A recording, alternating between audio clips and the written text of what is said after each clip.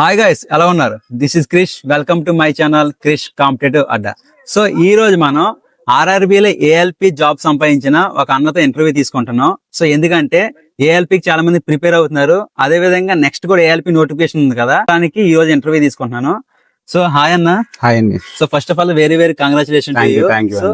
మన సబ్స్క్రైబర్స్ చాలా మంది రైల్వేకి ప్రిపేర్ అవుతున్నారు. సో రైల్వేలో చాలా మంది చాలా డౌట్లు ఉన్నాయి, ప్రిపరేషన్ స్ట్రాటజీ గానీ, బుక్స్ గానీ, ఎలాగా అసలు ఏమేమి ఎగ్జామ్స్ ఉంటాయి, అన్ని ఉంటాయని. సో ఎప్పటి నుంచో నేను రైల్వే ఎంప్లాయ్ తో ట్రై చేస్తున్నాను ఇంటర్వ్యూకి. సో ఈ రోజు మీ ద్వారా అది నెరవేరింది కదా. So first of all me self details చెప్పండి అన్న.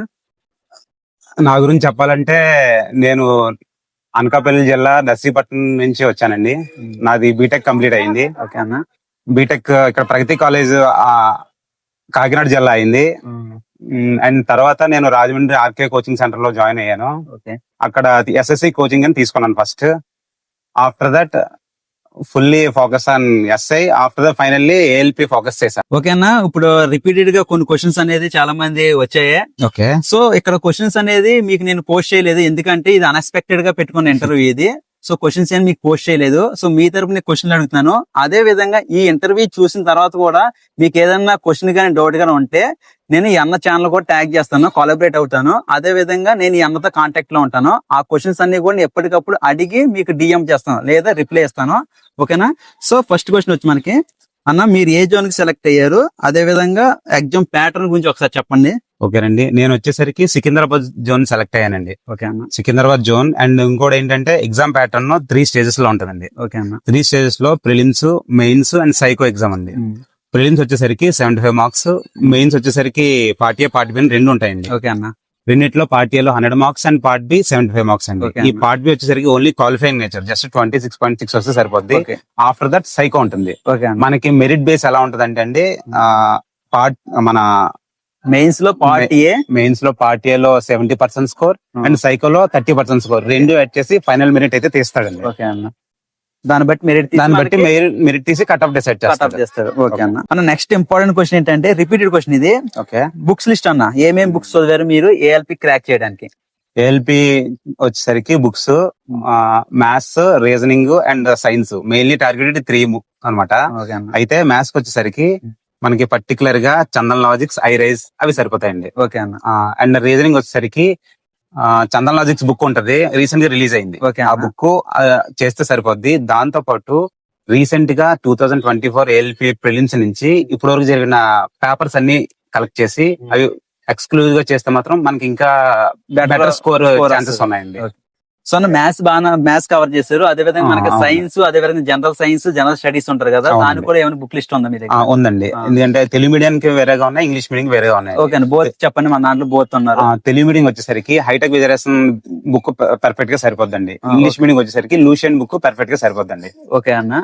అండ్ ఇంకా సైన్స్ వచ్చేసరికి మనకి NCERT books 6 to 10th perfect గా సరిపోతే సరిపోద్ది, అంత మించి అక్కర్లేదండి. సో సైన్స్ మాత్రం ఎన్సీఆర్టీ తీసుకోవాలి, ఎందుకంటే రైల్వేలో సైన్స్ అనేది చాలా చాలా మేజర్ పార్ట్. అదే విధంగా మన వెన్ కంపేర్ టు స్టేట్ తో చూసుకుంటే రైల్వేలో సైన్స్ క్వశ్చన్స్ కొంచెం టఫ్ గా ఉంటాయి. మీరు గ్రూప్ డి లో గానీ, ఎన్టీపీసీ లో గానీ టఫ్ ఉంటది.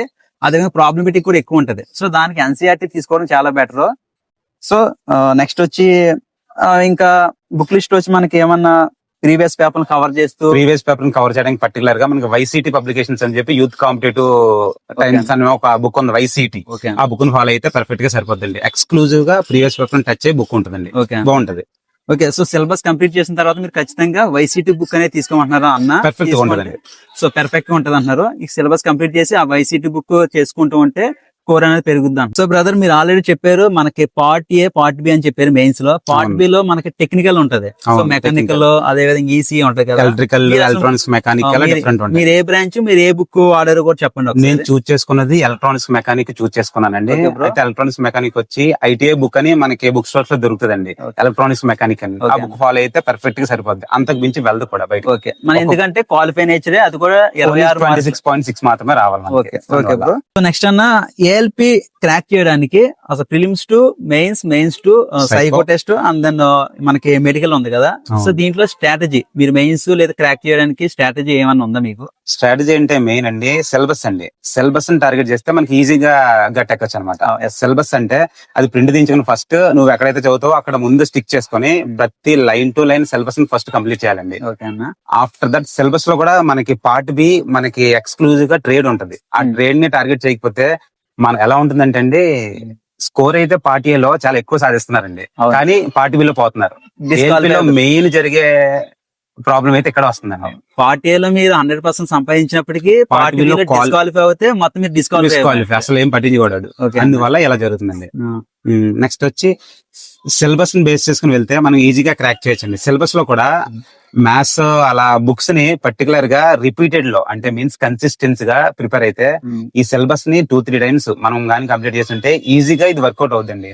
ఎందుకంటే ఇది పెద్ద బ్రహ్మ విద్య అయితే ఏం కాదు, కాకపోతే time factor and consistency factor అండి. ఇక్కడ సిలబస్ కంప్లీట్ చేశాక మనం మెయిన్లీ మాక్ టెస్ట్ మీద టార్గెట్ చేయాలండి. సిలబస్ కంప్లీట్ అయిన తర్వాత మనకి వైసిటీ బుక్ అని ఒక బుక్ ఉందండి. ఆ బుక్ మనకి ఓన్లీ మల్టిపుల్ చాయిస్ కోసం బాగా పనికొస్తుందండి. అంటే ప్రీవియస్ పేపర్స్ మొత్తం ఒక బుక్ లో ఉంటదండి. అవి కంప్లీట్ చేస్తే మనకి ఇండివిజువల్ గా టాపిక్ వైజ్ కూడా అందులో మనకి ఒక బుక్ ఉందండి. ఆ బుక్ నే మనం ఫాలో అయితే ఈజీగా క్రాక్ చేయొచ్చు. అండ్ ఇంకోటి ఏంటంటే మాక్ టెస్ట్ లో ఎన్ని రాస్తే అంత బెటర్మెంట్ మనం అవుతాం. సో మాక్ టెస్ట్ లో ఎంత రాస్తే అంత మంచిది అంటున్నారు కదన్నా. సో మీరు మాక్ టెస్ట్ ఎక్కడ రాశారు, ఒకవేళ రాస్తే మీరు సేఫ్ స్కోర్ ఎంత పెట్టుకున్నారు ఇప్పుడున్న ప్రెసెంట్ కాంపిటీషన్ లో? మాక్ టెస్ట్ వచ్చి పర్టికులర్ గా టెక్స్ట్ బుక్ అనేది మెయిన్ ఫోకస్ గా చేసేవాడిని. దాంతో పాటు కౌటిల్య అని చెప్పి ఒకటి ఉండేదండి. కౌటిల్య యాప్ ఉంది. ఆ యాప్ లో రోజు ఒక లైవ్ టెస్ట్ రాసేవాడిని. మార్నింగే ఫ్రెష్ మైండ్ తో లైవ్ టెస్ట్ రాయడం వల్ల నాకు ఇంకా కాన్ఫిడెన్స్ అయితే బిల్డప్ అయ్యేదండి. అండ్ ఎక్కడైతే తప్పులు చేశానో ఆ మిస్టేక్స్ ని రిపీట్ కాకుండా ఎక్కడైతే మిస్టేక్ చేసిన టాపిక్స్ ని మళ్ళీ రివిజన్ చేసేవాడిని.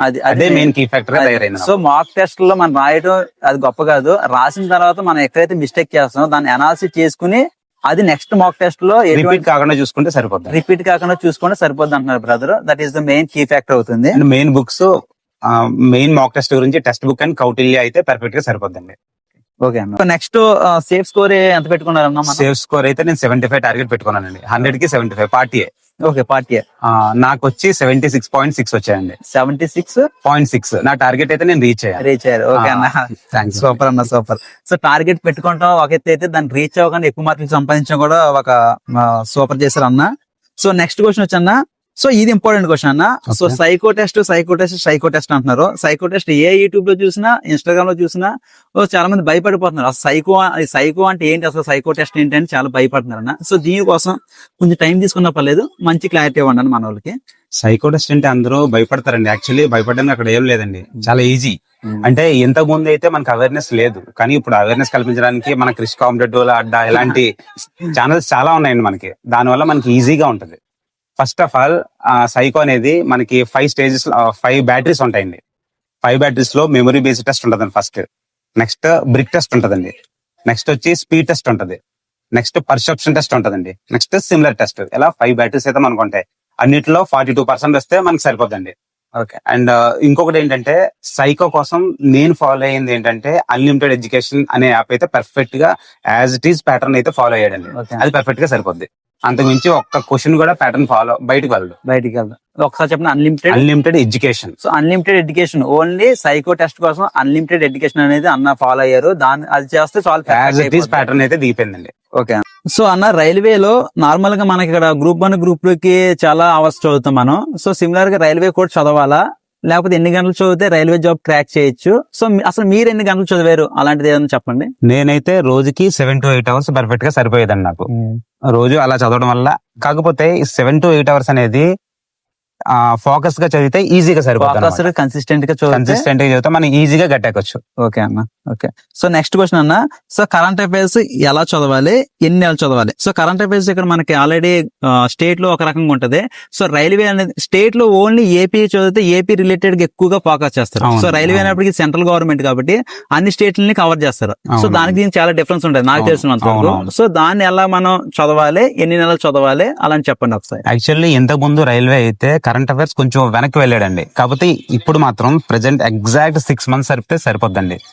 6 months కూడా పర్టికులర్ గా ఇండోలాగస్ అని ఒకటి ఉందండి. ఇంగ్లీష్ మీడియం కోసం ఇండోలాగస్, తెలుగు మీడియం కోసం shine India, and RB revolutions అని ఒక లైన్ టు లైన్ బిట్స్ ఒకటి ఉంటాయండి, అది చదివినా సరిపోద్ది. అండ్ ఎగ్జాక్ట్ గా రీసెంట్ గా టెక్స్ట్ బుక్ యాప్ లో కూడా కొత్తగా లేటెస్ట్ కరెంట్ అఫైర్స్ అని చెప్పి కొత్త ప్యాటర్న్ వచ్చిందండి, అంటే బుల్లెట్ పాయింట్స్ లో వచ్చింది. అది ఫాలో అయినా మనకి సరిపోద్ది. సో కరెంట్ అఫైర్స్ కి ఇండోలాగస్ 6 to 8 months చదవమంటున్నారు బ్రదర్. అదే విధంగా ఇంగ్లీష్ మీడియం కి అయితే ఇండోలాగస్ అనే యూట్యూబ్ ఛానల్ ఉంటది. సో అదే విధంగా తెలుగు మీడియం కి అయితే మన అందరికి తెలిసిందే షైన్ ఇండియా, మనందరం ప్రిపేర్ అయ్యేదే. సో ఈ రెండు చేసుకుంటే సరిపోద్ది అంటున్నారు. And every month Telegram channels లో ఇండోలాగస్ వాడు పీడిఎఫ్ కూడా పెడుతున్నాడు అండి, అది చూసుకున్నా ఫ్రీ పీడిఎఫ్ మాట, పీడిఎఫ్ డౌన్లోడ్ చేసుకుని జిరాక్స్ చదువుకున్నా సరిపోతుంది. మీరు బ్రదర్ మీరు ఆల్రెడీ చెప్పారు. సో అవేర్నెస్ లేక సైకో టెస్ట్ లేకపోతే ఆర్ఆర్బి, ఎన్టీపీసీ లేకపోతే రైల్వే ఇలాంటి ఎగ్జామ్స్ లో అవేర్నెస్ లేదు సౌత్ ఇండియా గానీ లేదా తెలుగు స్టేట్స్ లో గానీ. సో దానివల్ల వీళ్ళు చాలా భయపడుతున్నారు, అసలు సో ఎగ్జామ్ అప్లై చేయడం కూడా మానేస్తున్నారు. సో నిజంగా అంత కష్టమా రైల్వే జాబ్ క్రాక్ చేయడం యాజ్ తెలుగు స్టేట్ లో? మనకి ఏమని చెప్పగలరు? యాక్చువల్లీ అంత కష్టమైతే కాదండి, కానీ ఒక భయం అయితే అలా ఉండిపోయింది. ఆ భయాన్ని ముందుకు తీసుకురావడానికి చాలా మంది ఈసారి ఏఎల్పీగా సెలెక్ట్ అయ్యారండి. నాతో పాటు మా ఫ్రెండ్స్ ఆజమ్ అని, రాహుల్ అని చాలా మంది ఉన్నారండి. మా క్లాస్మేట్స్ చాలా మంది సాధించారు ఏఎల్పీ. ఓకే అన్న. సో చదివితే ఈజీగా క్రాక్ చేయొచ్చు, కానీ మన ఎగ్జాక్ట్ కన్సిస్టెంట్ మనం పెడితే ఏదైనా సాధించవచ్చు, అది మాత్రం నిజమండి. ఓకే, సో ఈ క్వశ్చన్ నేను చాలా ఇంపార్టెంట్ క్వశ్చన్ గా కన్సిడర్ చేస్తున్నాను. ఎందుకంటే సో మన AP constable, police, group 1, group 2 ఇంతవరకే మనకు తెలుసు. సో ఆ రైల్వే వచ్చేప్పటికి లేదా ఎస్ఎస్సికి వచ్చేప్పటికి చాలా మంది కూడా అసలు ఏ నోటిఫికేషన్ ఉంటే కూడా తెలియదు. సో ఎంటీఎస్ అంటే ఏంటన్నా చాలా మంది అడుగుతారు, సీజీఎల్ అంటే ఏంటన్నా, ఎస్ఎస్సి, సిహెచ్ఎస్ఎల్ అంటే ఏంటి, ఎన్టీపీసీ, ఏఎల్పీ. ఇప్పుడు ఏఎల్పీ అన్నా కానీ ఇంటర్వ్యూ చేసిన చాలా మంది తెలియదు ఏఎల్పీ అంటే లోకో పైలట్ అని. సో ఈ అవేర్నెస్ చాలా ల్యాక్ అవుతుంది చాలా మందికి. సో రైల్వేలో జాబ్స్ ఉన్నాయి, అది కూడా రైల్వే క్యాలెండర్ ప్రతి సంవత్సరం తీస్తుంది.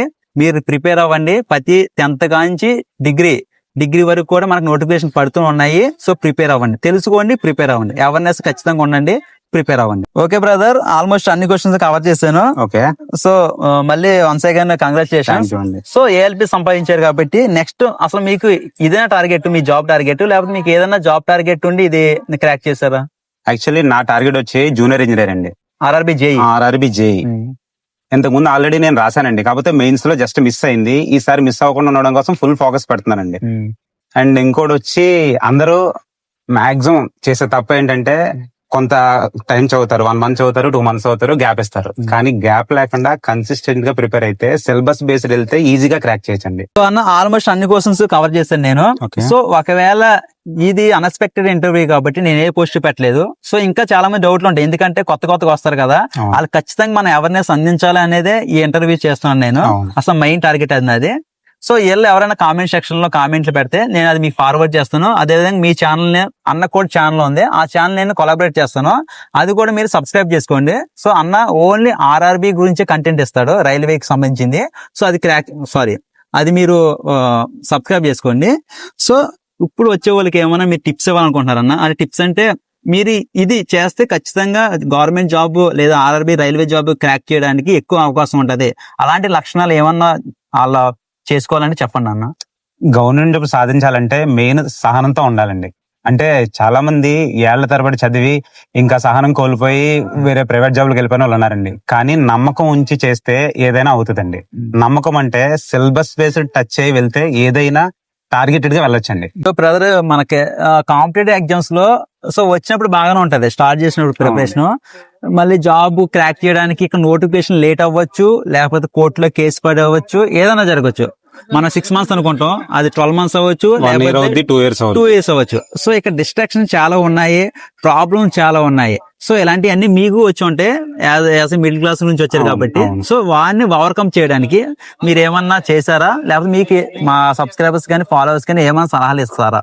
అవును, యాక్చువల్లీ ఈ డిస్ట్రాక్షన్స్ వచ్చేసరికి నాకు పర్టికులర్ గా దేన్ని ఎలా ఓవర్కమ్ చేశానంటే మార్నింగే మెడిటేషన్ చేసామనండి.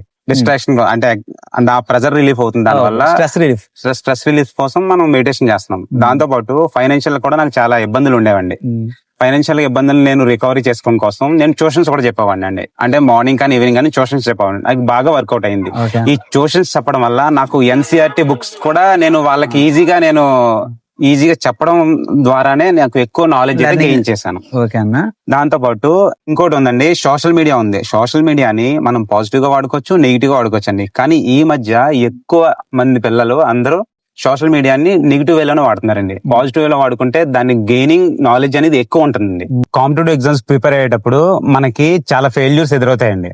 యాక్చువల్లీ ఫెయిల్యూర్స్ వల్ల మనం చాలా మంది కాంపిటేటివ్ వదిలేసి వేరే ఆల్టర్నేటివ్ ప్రైవేట్ జాబ్స్ జాయిన్ అయిపోయి మళ్ళీ అందులో కష్టాలు పడుతూ ఉంటాం. కానీ నమ్మకం ఉంచి ఎవరెన్ని మాటలన్నా కాన్ఫిడెంట్ గా కన్సిస్టెంట్ గా ప్రిపేర్ అయితే మనం జాబ్ కొంచెం లేట్ అయినా కానీ పక్కాగా మంచి హోదాలు అయితే ఉండొచ్చండి. ప్రిపేర్ అయ్యేటప్పుడు మనకి ఫెయిల్యూర్స్ అనేవి చాలా కామన్ గా వస్తుంటాయి. అంటే ప్రిపరేషన్ టైంలో ఫెయిల్యూర్స్ వస్తున్నప్పుడు బయట చాలా మంది చాలా రకాలుగా మనల్ని అంటూ ఉంటారు.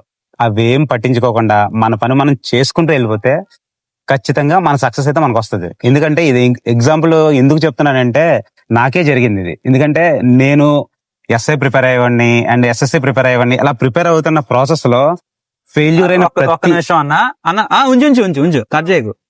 సో నేను ఈ బ్రదర్ ని నేను ఏదో చేసేద్దాం అని కాదు, కానీ ఇట్స్ హైలీ టాలెంటెడ్ పర్సన్, అదేవిధంగా హైలీ నాలెడ్జబుల్ పర్సన్. బికాస్ ఎందుకంటే అన్న గ్రూప్ 2 మెయిన్స్ వరకు వెళ్ళాడు, ఏపీఎస్సి గ్రూప్ 2, అదే విధంగా ఆర్ఆర్బి జేఈ మెయిన్స్ లో పోయింది. సో చూడండి ఒకసారి, group 2 syllabus, RRB JEE syllabus రెండు వేరు అయినప్పటికీ అన్న రెండు బ్యాలెన్స్ చేసుకున్నాడు, టెక్నికల్ నాన్ టెక్నికల్.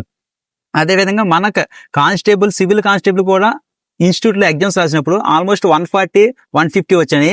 జస్ట్ చిన్న మిస్టేక్ వల్ల రన్నింగ్ పోయింది అన్నదే. సో అది కూడా చేశాడు. సో ఇప్పుడు రీసెంట్ గా ఆర్ఆర్బి ఏఎల్పి కొట్టాడు. సో ఎంత హైలీ నాలెడ్జబుల్ టాలెంటెడ్ పర్సన్ అన్నమాట. సో కంటిన్యూ చేయండి నేను. యాక్చువల్లీ ఇలా మనం ప్రిపేర్ అవుతున్న టైంలో చాలా మంది చాలా రకాలుగా ఫెయిల్యూర్స్ వచ్చినప్పుడు బాగా మనల్ని తొక్కేస్తారండి. కానీ మన మీద మనం నమ్మకం ఉంచి ప్రిపేర్ అయితే మనం ఈజీగా ఇది దాటేయచ్చు. నేను చాలా ఎగ్జామ్స్ ప్రిపేర్ అయ్యానండి. అంటే ఒకటని కాదు, నేను యాక్చువల్లీ స్టార్టింగ్ నేను రైల్వే ఎగ్జామ్ ఏఎల్పి కోసం వచ్చానండి. కోఇన్సిడెంట్ గా నాకు ఇప్పుడు లాస్ట్ టైం ఏఎల్పి రాసినప్పుడు కూడా నేను జస్ట్ సైకో ఎగ్జామ్ అయిన తర్వాత ఫైనల్ మెరిట్ లిస్ట్ లో పోయింది. అండ్ ఫైనల్లీ ఇప్పుడు కూడా ఏఎల్పి ఎగ్జామ్ లోనే నేను క్రాక్ చేసి సంపాదించాను. కానీ అది చాలా ప్రౌడ్ మూమెంట్ గా అనిపిస్తుంది అన్న. యాక్చువల్లీ అందరూ అనుకుంటుంది వేరు, ఇక్కడ యాక్చువల్లీ జరిగేది ఏంటంటే సబ్జెక్ట్ గెయిన్ చేసినోడిదే సక్సెస్ అండి. ఎందుకంటే సబ్జెక్ట్ గెయిన్ చేస్తే ఈ ఎగ్జామ్ కాకపోతే వేరే ఎగ్జామ్ కొట్టచ్చు. సబ్జెక్ట్ గెయిన్ చేయకపోతే ఎన్ని ఎగ్జామ్స్ రాసినా బోర్డర్కి వెళ్ళైనా పోతారు. కాబట్టి సబ్జెక్ట్ గెయిన్ చేయండి, ఆటోమేటిక్ గా సక్సెస్ మనకు ఆల్రెడీ వస్తుంది. దాంతోపాటు మనం చదివేదాన్ని చేసేదాన్ని గౌరవించాలండి, అప్పుడే మనం ముందుకెళ్ళగలం. సో బ్రదర్ ఏమంటారంటే ఈ ఎగ్జామ్ కాబట్టి వేరే ఎగ్జామ్, దట్ మీన్స్ ఏంటంటే ఆల్మోస్ట్ అన్నిట్లో మనకి 70 to 80% కామన్ సిలబస్ ఉంటుంది ప్రతి ఎగ్జామ్ లో. Automatic, reasoning, science, general studies, current affairs, కొన్నిట్లో ఇంగ్లీష్ యాడ్ అవుద్ది, ఇంగ్లీష్ యాడ్ అవ్వదు. సో అందుకే ఏంటంటే ఆ 80% మీరు కంప్లీట్ చేస్తే మీరు అనేక ఎగ్జామ్స్ రాయొచ్చు. సో మీ టార్గెట్ ఒకటైనప్పటికీ అన్న టార్గెట్ ఆల్రెడీ చెప్పారు మనకి ఆర్ఆర్బి జేఈ అని. సో ఆర్ఆర్బి జేఈ పర్లేదు ఆర్ఆర్బి జేఈ అని చెప్పారు పార్ట్నర్ అన్న ఆర్ఆర్బి జేఈ క్రాక్ చేయడానికి వచ్చారు. సో వీటిలో ఏమవుతుందంటే ఏఎల్పి క్రాక్ చేశారు. ఇప్పుడు నెక్స్ట్ టార్గెట్ మాత్రం ఒకటే అయింది, ఆర్ఆర్బి జేఈ. సో అన్న నేను అదే విధంగా మా ఫాలోవర్స్, అదే విధంగా మా సబ్స్క్రైబర్ నుంచి ఒకే ఒక మీకు ఆల్ ది బెస్ట్ చెప్తున్నాను. అదే విధంగా ఫస్ట్ ఆఫ్ ఆల్ కంగ్రాచులేషన్. మీరు నాకు తెలుసు, మీరు నాకు పర్సనల్ గా తెలుసు కాబట్టి చెప్తున్నాను, హైలీ టాలెంటెడ్ పర్సన్. సో మీ కష్టం నాకు తెలుసు, మీరు ఖచ్చితంగా ఆర్ఆర్బి జేఈ మీ టార్గెట్ అయినప్పటికీ మీరు బాగా క్రాక్ చేయాలని కోరుకుంటున్నాను ఫ్యూచర్ లో. థ్యాంక్ యూ సో మచ్ మాకు ఈ ఇంటర్వ్యూ ఇచ్చినందుకు. థ్యాంక్ యూ అండి. Okay, thank you.